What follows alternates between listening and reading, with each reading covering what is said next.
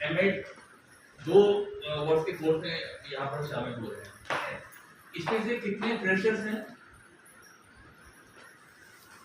अच्छा, तो हमारे यहाँ आप लोगों को मालूम होगा इस महाविद्यालय में जो एमएड की जो सीट्स है वो थ्रू एग्जाम्स यहाँ पर एडमिशन होते हैं, और जो सीट्स है उसका आपको मालूम है कि उसका इंडेक्स इस प्रकार का है कि 10 सीट जो है हमारे पास डिपार्टमेंटल है और 40 सीट जो है वो फ्रेशर। लेकिन ऐसा लगता है कि शायद फ्रेशर्स के लिए इसका बहुत ज्यादा अट्रैक्शन नहीं है इसको। ये फ्रेशर जो आए हैं अपना नाम बताएंगे, कहाँ से आए हैं, उनका क्या बैकग्राउंड है? हाँ बताइए। तो फ्रेशर से उनका सर मैं एजुकेशन साहब हूँ, मैं आरएम साइड। अच्छा, बीएड किया है आपने? Sir DElEd. हाँ डीएड। और कुछ टीचिंग वगैरह का अनुभव है? जी। कितने साल? 1 साल। कहाँ पढ़ा है? मेरे गांव में एक स्कूल, फिर गांव के पास में एक स्कूल। एमएड करने क्यों आई? मैं आगे आगे पढ़ने। खाली थी? अच्छा ठीक। नहीं आगे पढ़ने के लिए सर, आगे पढ़ने के लिए। आगे पढ़ने के लिए, ओके हाँ ठीक है बेटा। सर मेरा नाम सुरेखा ध्रुव है और मैं भी डीएलएड। जी डीएलएड की हूँ।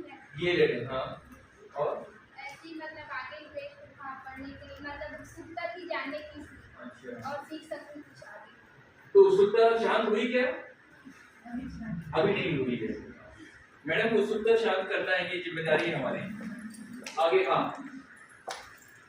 मेरा नाम राम सर, मैं बीएड हूँ सर, और मैं जल्दी राजा से आई हूँ बालूशाही। हाँ हाँ। तो जल्दी राजा से यहाँ पर रहेंगी? हाँ सर, मम्मी का घर है, मैं मैरिड हूँ सर, मम्मी का घर है वहाँ, तो वहाँ ओके ठीक ग्रेट। सर मेरा नाम मीनाक्षी पाटिल है, मैंने बीएड किया है। पीजी का कोई एक्सपीरियंस नहीं है और बीएड एमएड करने के पीछे रीजन था कि बीएड में जो उत्तरी वाले मतलब बहुत डीप या डेप्थ में वो नॉलेज नहीं मिला था, वो अच्छे से रिसर्च करती और फिर जब मैं उस फील्ड में वापस आई। मेरा नाम नरेश शुक्ला है, मैं भी बीएड की स्टूडेंट हूँ। मैंने अभी स्टार्टिंग में 2 साल का टीचिंग किया है और अभी एमएड करने का रीज़न ये था कि आगे मेरे को और मतलब अपने आप को और अच्छा करना है फील्ड में, इसलिए मैंने और मेरा नाम कुमार साहब है, मैं सारंगगढ़ बैग एजुकेशन से टीचिंग का कोई एक्सपीरियंस नहीं है। मैंने 1 साल पहले नए रायपुर से डीएलएड कंप्लीट किया है और अभी मैं जॉब का प्रिपरेशन कर रहा हूँ, तो उसमें ये काम आ जाए इसलिए मैं ये सोच रहा हूँ। मेरा नाम अमित नाम है, मैं बीएड करता और मेरा ये है कि मैं प्रोफेसर बनना है। क्या बनना है? प्रोफेसर बनना है। गुड। और कोई फ्रेशर? जोर से बेटा, अपनी आवाज जोर से। हाँ, बताइए।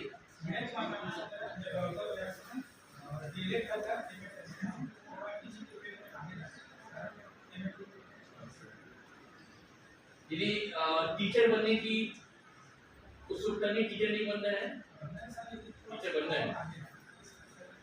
ठीक है। और कोई? चलिए तो ठीक है, अभी मैं बात करता हूँ, लेकिन हमारे जो एमएड के जो डिपार्टमेंटल कैंडिडेट है ना, मैं उनसे पूछूंगा। देखिए सबसे पहली बात तो ये है कि हम एमएड क्यों करना चाहते हैं, क्या पर्पस है। देखिए कोई भी कार्य हम बिना किसी उद्देश्य के शायद नहीं करते। आप लोग करते हैं क्या? कोई तो उद्देश्य रहता है। जीवन में कोई भी कार्य आप करें, कोई भी निर्णय ले, होता है कि हम गतिविधियों के बारे में, महाविद्यालय के डिसिप्लिन के बारे में, महाविद्यालय की परंपरा के बारे में, महाविद्यालय की जो हम विश्वास जब हम बात करते हैं, बिलीफ सिस्टम हमारा है, तो सबके बारे में मुझे लगता है कि थोड़ी बहुत जानकारी तो हो गई होगी। हुई है क्या? तो क्योंकि महाविद्यालय में पहली बार तो आप आ नहीं रहे, क्योंकि होता यही है कि इलेक्शन प्रोग्राम तो शायद 1-8 हफ्ते 10 दिन के अंदर हम कर देते, लेकिन थोड़ा सा लेट हो गया है बहुत सारे कारणों, और बहुत सारे अभी हमारे एडमिशन अभी भी हो रहे हैं, है ना, क्योंकि हम ये चाहते हैं कि हमारी सीट्स पूरी भरी रहे, यदि सीट्स वैकेंट है तो हम वेटिंग लिस्ट से हम ले लेते हैं, तो अभी और भी आ रहे हैं। लेकिन मेरा ये कहना था कि आपको ये मालूम होना चाहिए कि ये जो एमएड की जो सीट्स है शासन की ओर से वो ज्यादातर फ्रेशर्स के लिए, लेकिन चूंकि फ्रेशर्स नहीं आया, वो सीट वैकेंट है, तो हमने इसको कन्वर्ट किया डिपार्टमेंट में, और इससे डिपार्टमेंटल कैंडिडेट को मौका मिला। अब ये देखिए डिपार्टमेंटल कैंडिडेट को मौका मिला, तो ये मुझे लगता है कि ये हमारे सारे डिपार्टमेंटल कैंडिडेट की जो टीचर्स हैं उनके लिए बहुत बड़ी अपॉर्चुनिटी है, ठीक है। और ये किस प्रकार की अपॉर्चुनिटी है, अभी फ्रेशर्स की बात नहीं कर रहा हूं, मैं डिपार्टमेंटल की बात कर रहा हूं। अभी आप यहाँ पर आए हुए हैं, तो सबसे अभी जो एनईपी की हम बात करते हैं, नेशनल एजुकेशन पॉलिसी की हम बात करते हैं, जो 2020 आई है, उसमें ये बात कही गई है सीपीडी, आपको मालूम है क्या सीपीडी, कंटिन्यूअस प्रोफेशनल डेवलपमेंट। तो उसमें जो ये होता है कि हम लगातार अपने आप को अपडेट करते हैं, और ठीक है कुछ लोग जैसे कह रहे हैं कि हम अपने आप एजुकेशन में और थोड़ी इंडेप्थ हमें अंडरस्टैंडिंग होगी बीएड करने के बाद जब हम यहाँ पर आए, जबकि बीएड और एमएड तो बिल्कुल अलग अलग होते हैं, लेकिन फिर भी आप थोड़ा सा मैच्योर बनते हैं एमएड करने के बाद। लेकिन यदि आप ये बोल रहे हैं कि एमएड करने के लिए जब आप यहाँ पर आए हुए हैं और आपका कोई ना कोई उद्देश्य है, आप यहाँ पर आए हुए हैं, तो चूंकि डिपार्टमेंटल कैंडिडेट यहाँ पर आए हुए तो कुछ सोच कर आए हैं, तो मेरा ये कहना था कि जो सीखने की जो बात मैं कर रहा था, बहुत ज्यादा समय होता है 2 साल। और एक बहुत खास बात है जो आप अभी से नोट कर लीजिए, वो ये है कि आपको देखिए सीखने के लिए बहुत पापड़ मिलने पड़ते हैं और पैसे भी खर्च करने पड़ते हैं, लेकिन आप लोगों को सरकार क्या कर रही है, free of cost. Free of cost मतलब आप भी डिपार्टमेंटल है लेकिन आप कार्य नहीं कर रहे, जो आपका कार्य है टीचर वो कर, नो वर्क फुल पे, हाँ, तो आपको फुल पे में आप मुझे यदि भेज दिया जाए तो मैं तो 3 साल 4 साल चले जाऊं, है ना, क्योंकि सीखना तो कभी मेरी इस एज में भी सीखना मैं चाहता हूं, तो मैं कुछ नई चीज सीखूं, ठीक है। तो ये आपके लिए बहुत बड़ी अपॉर्चुनिटी है कि आप फुल पे में सरकार पूरी सैलरी दे रही है और यहाँ पर आप बिना कार्य किए हुए आप सीखने के लिए एमएड करने के लिए। तो देखिए आप सबसे पहले मन में ये बात कर लीजिए, वो मत करो, हाँ ठीक। तो आप ये देखिएगा कि यहाँ पर जब आप आए हैं तो ये आपका माइंडसेट क्या होना चाहिए, क्योंकि देखिए हमें बहुत बड़ी अपॉर्चुनिटी, डिग्री लेने आए हैं, डिग्री तो आपको मिल जाएगी, आप अच्छे मार्क्स से पास भी हो जाएंगे। ज्यादातर हमारे जो स्टूडेंट्स है वो मेरिट में आते हैं, इस महाविद्यालय की परंपरा रही है कि कई बार तो ऐसा होता है कि पूरे 10 के 10 मेरिट लिस्ट में हमारे ही स्टूडेंट हैं, तो ये बहुत अच्छी बात है इस महाविद्यालय के लिए। लेकिन वो मेरिट में आना, वो परीक्षा पास करना या जो क्वेश्चन पूछेंगे उसका आंसर लिख देना, तो वो एक अलग चीज है ना, लेकिन तो सीखना 2 साल में वो बिल्कुल अलग है। तो हमारा लर्निंग एटीट्यूड क्या होना चाहिए ये सबसे इम्पोर्टेंट है, और हमारा जो एक फोकस किस पर होना चाहिए ये चीजें, केवल आपका करिकुलर एक्टिविटी नहीं है। और यहाँ पर आप देख रहे होंगे जितने 1 महीने भी हुआ है आप लोगों का आए हुए, लेकिन हम जो आपके करिकुलर एक्टिविटीज है जो यूनिवर्सिटी के करिकुलर में प्रिस्क्राइब है, उसके अलावा भी हम लगातार इस कॉलेज में बहुत सारी एक्टिविटीज करते हैं, और हम भी चाहते हैं कि आप एक पल भी खाली ना रहे।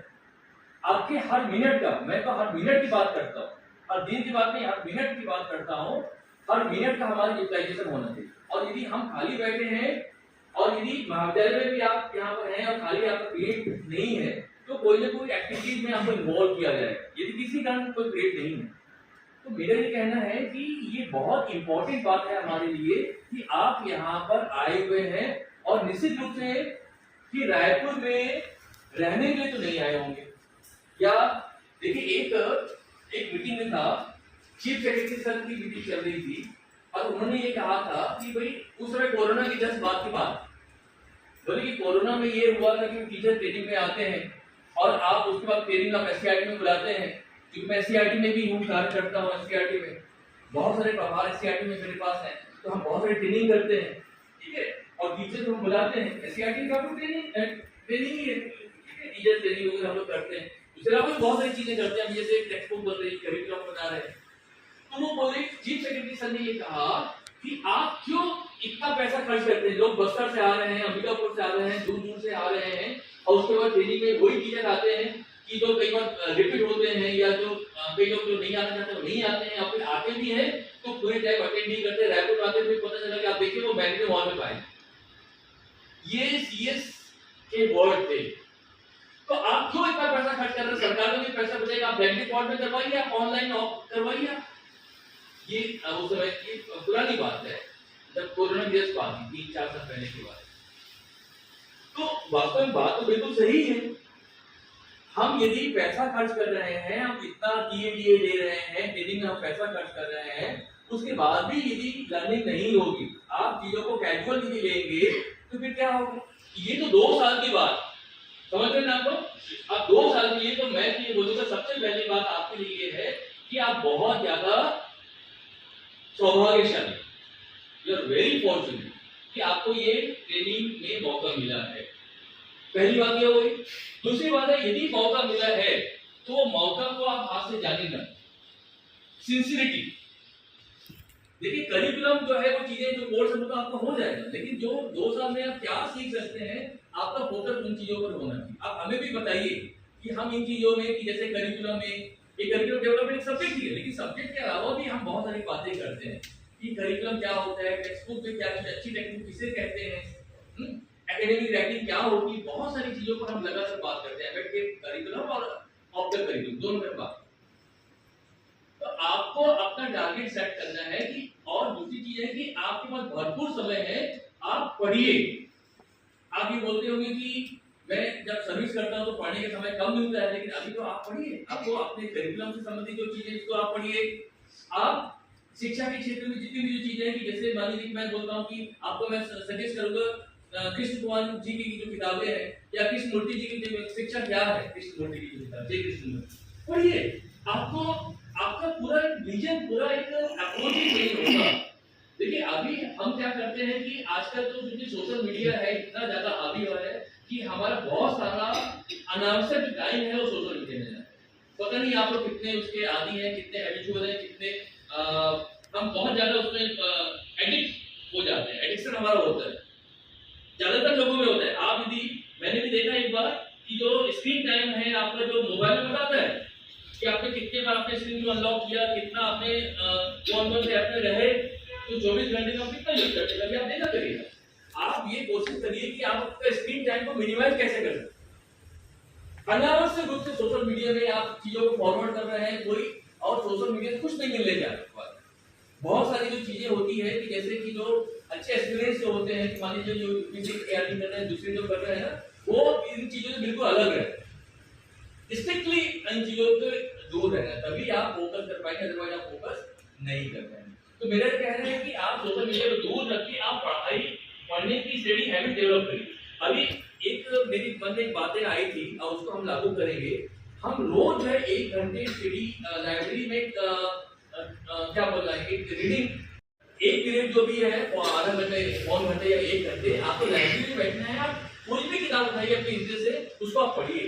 देखिए आज हमारे रीडिंग हैबिट बिल्कुल खत्म हो गई, और मुझे पता नहीं आप लोगों से, मैं अभी इतना ज्यादा समय नहीं है, लेकिन आप लोगों से मैं पूछूंगा कि आप लोग साल भर में या 2 महीने में, 6 महीने में कितनी किताबें पढ़ते हैं? नहीं, मुझे क्या पढ़ते हैं? जब मैं टीचर से बात करता हूँ तो टीचर बोलते नहीं सर हम तो टेक्स्ट बुक, अरे टेक्स्ट बुक थोड़ी पढ़ने की चीजें हैं। टेक्स्ट बुक तो आपने देखा कि जब आप तो बहुत सारी जो चीजें हैं कि आपको बहुत सारे रिजल्ट, देखिए आप 2 चीजें नहीं कर सकते। एक तो आप अपने सब्जेक्ट्स में भी और मास्टरी हासिल करना है तो वो भी आप कर सकते हैं, पेडागोजी में और आपको स्पेशलाइजेशन लेना है उस पर आप कार्य कर सकते हैं। और जो तीसरी जो सबसे ज्यादा जो चीजें हैं वो है कि एजुकेशन को समझना। और इसमें एमएड में जो 3-4 जो पेपर्स हैं आपके एजुकेशन के, जो फिलोसॉफिकल पर्सपेक्टिव है, एजुकेशन के सोशियोलॉजिकल पर्सपेक्टिव है, एजुकेशन के साइकोलॉजिकल पर्सपेक्टिव है, और एजुकेशन के जो जिस प्रकार से कि अभी हमारा जो आईपीएस जो है, इंडियन नॉलेज सिस्टम में हम बात करते हैं, उन सारी चीजों, अभी हमारा एक वर्कशॉप चल रहा है, आप लोग भी उसमें वर्कशॉप अटेंड करिएगा, जो कल्चरल कॉन्टेक्स्ट है। तो ये सारी चीजें एजुकेशन से किस प्रकार से रिलेटेड है वो आपको समझने की जरूरत है कि आप उसको बुलाइएगा, मतलब माड़ी मैडम की जैसे थोड़ा सा डाइट प्रिंसिपल से बात करिएगा या उनके फैकल्टी वगैरह से, मतलब 2-3 बच्चों को मैं जानता हूँ जो डीएलएड में निकल चुके हैं, वो मान लीजिए कि भारतीय स्वतंत्रता संग्राम की पूरी कहानी है, पूरी जो हिस्ट्री है हमारी, उसको जो हमारे कौन से कला है जो तीजन बाई वाली पंडवानी, तो बहुत शानदार तरीके से पंडवानी के शैली में वो पूरी स्वतंत्रता संग्राम को बताते हैं, और वो चीजें हमारे मन मस्तिष्क में इतना एंग्रेव हो जाती है कि आप कभी नहीं बोले। उसी प्रकार से कि मान लीजिए कि हमारे सुंदर शर्मा है, हमारे स्वतंत्रता संग्राम सेनानी है, उनके बारे में ऐसे बहुत सारे स्टूडेंट जो हैं कि जिन्होंने इस प्रकार का कार्य किया हुआ है पंडवानी के माध्यम से या दूसरे रोल प्ले के माध्यम से। तो वही वर्कशॉप यहाँ पर चल रहा है, ठीक है, बगल में। तो आप लोगों को ये देखना है कि आप लोग किस प्रकार से जो है कि इन चीजों को फायदा उठाना है।